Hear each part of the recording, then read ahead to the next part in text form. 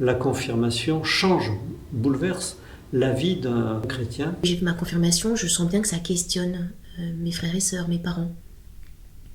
J'ai l'impression de me rapprocher un peu plus de Dieu. Il y a Jean-Paul II qui me dit « mais n'aie pas peur, mets la tête dedans ».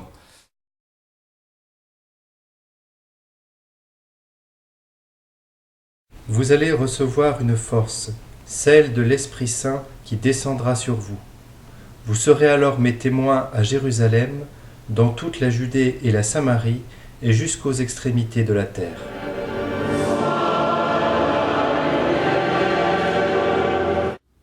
La confirmation est un sacrement qui confirme la vie de Dieu qui a été reçue au moment du baptême précisément.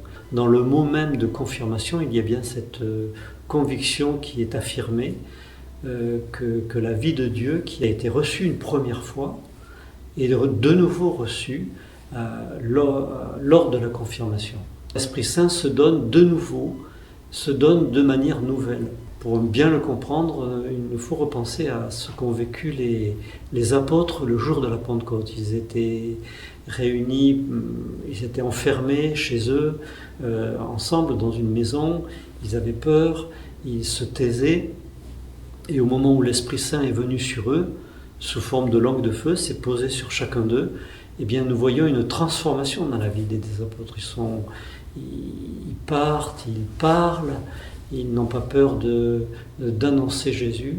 Et je crois que cet événement qui est arrivé aux apôtres nous aide à comprendre que la confirmation change, bouleverse la vie d'un chrétien, puisque par le sacrement de confirmation, il n'aura plus peur d'annoncer, de témoigner de Jésus. Avec ma famille, on habite ici depuis 5 ans, à Angers, et on est devenus plus pratiquants depuis 5 ans. Et en fait, il y a une semaine ou deux, on n'est pas allé à la messe parce que... En fait, on n'a pas de raison de ne pas y aller, si ce n'est que notre week-end était hyper chargé et on a zappé. Et j'ai pris conscience que ça me manquait. Et c'était pas le cas avant. J'ai l'impression de mieux goûter. Quelque chose qui m'étonne mais qui est très indirect, c'est l'écho qu'a eu ma confirmation autour de moi. Pour moi, je faisais ma confirmation pour moi et ça n'a... D'une certaine manière, ça ne regardait pas les autres. Et en fait, il y a eu beaucoup d'amis que ça a interpellé, que je fasse ma confirmation à l'âge adulte, qui m'ont dit qu'eux l'avaient fait très très jeune et que finalement ils s'en souvenaient plus, qu'ils aimeraient bien le refaire. Dans ma famille, on s'est tous un peu détournés de l'église après le divorce de mes parents. Et finalement, le fait que mon mari et moi, on est pratiquants et réguliers, le fait que j'ai fait ma confirmation, je sens bien que ça questionne mes frères et sœurs, mes parents. Même pour mes enfants, je pense que ça... ouais, je crois que ça fait quelque chose. Voilà, c'est chouette.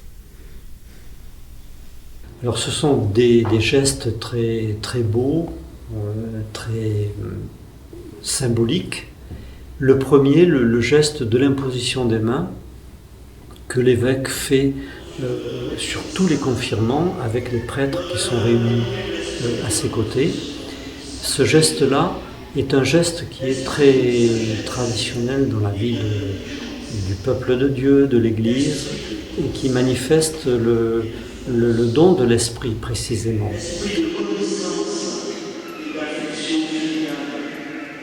Je crois que c'est le premier geste qui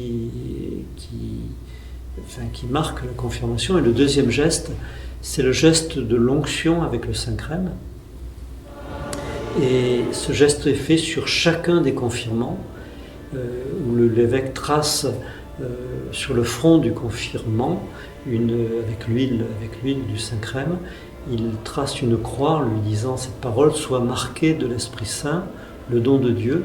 Et ce geste exprime que l'Esprit Saint n'est pas simplement donné d'en haut, restant à la surface de la personne, mais au contraire pénètre la personne comme une huile pénètre la personne tout entière. Et je crois que c'est tout un symbole. Cela veut dire que le chrétien doit répandre autour de lui la bonne odeur du Christ. C'est un chemin qui commence avec le baptême. Et sur ce chemin, il y a d'autres sacrements, comme la confirmation justement. La confirmation que j'ai demandée parce qu'on avait commencé à préparer le baptême avec un petit groupe, dans la paroisse Sainte-Thérèse. On a préparé le baptême et après on se sentait prêt à aller vers la confirmation, donc on a décidé de le faire ensemble. Le jour de la confirmation, peut-être il faut accueillir-le comme une grâce, comme quelque chose que Dieu vous donne de vivre.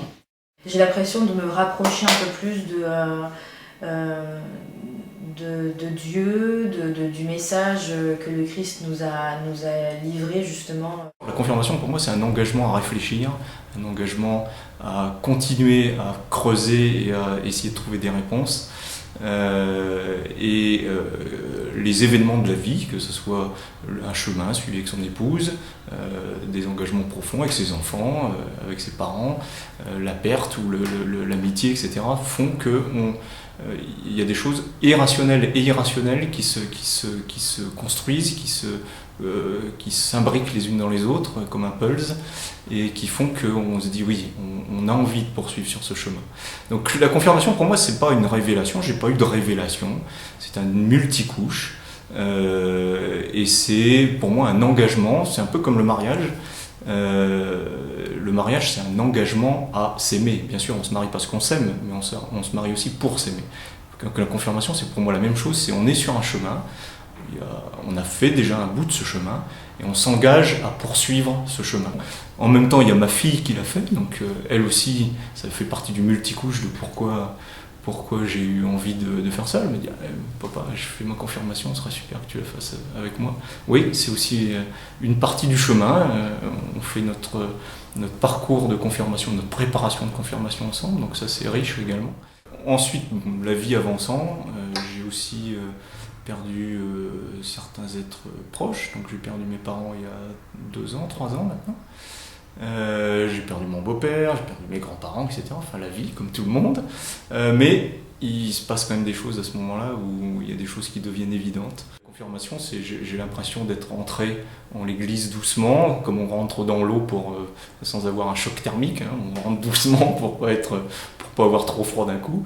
Et là, j'ai l'impression que j'y suis jusqu'au cou. Et il y a Jean-Paul II qui me dit mais n'aie pas peur, mets la tête dedans. Mets la tête dedans. L'eau, oui, tu t'enfonces dedans, mais elle te porte quand même. Donc, vas-y, mets la tête. Donc, j'ai envie de mettre la tête.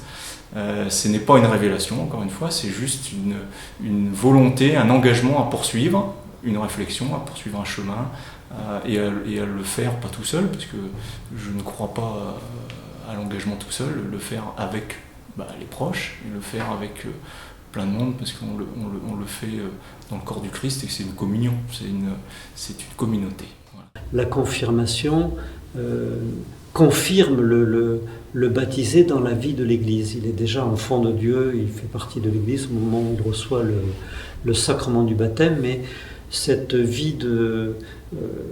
participation à la vie de l'Église a besoin d'être renforcée, a besoin d'être confirmée, et c'est le rôle de la confirmation.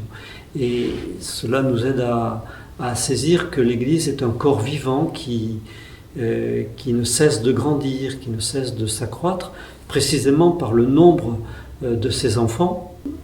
Tous, d'une façon ou d'une autre, ils ont besoin de cette force de Dieu qui va les transformer, qui va les envoyer. Ils ont, en général, ils sont très humbles et conscients de leur fragilité, de leur vulnérabilité, des difficultés qu'ils rencontrent aussi pour être témoins. Ils sentent ce besoin de recevoir l'Esprit Saint. C'est toujours très bien signifié dans les lettres qu'ils m'adressent avant de recevoir le sacrement. Dieu avait besoin d'un père pour son peuple, il choisit un vieillard. Alors Abraham se leva. Il avait besoin d'un porte-parole, il choisit un timide qui bégayait. Alors Moïse se leva. Il avait besoin d'un chef pour conduire son peuple. Il choisit le plus petit, le plus faible. Alors David se leva. Il avait besoin d'un roc pour poser l'édifice. Il choisit un renégat. Alors Pierre se leva. Il avait besoin d'un visage pour dire aux hommes son amour. Il choisit une prostituée. Ce fut Marie de Magdala. Il avait besoin d'un témoin pour crier son message. Il choisit un persécuteur. Ce fut Paul de Tarse. Il avait besoin de quelqu'un pour que son peuple se rassemble et qui aille vers les autres. Il t'a choisi. Même si tu trembles, pourrais-tu ne pas te lever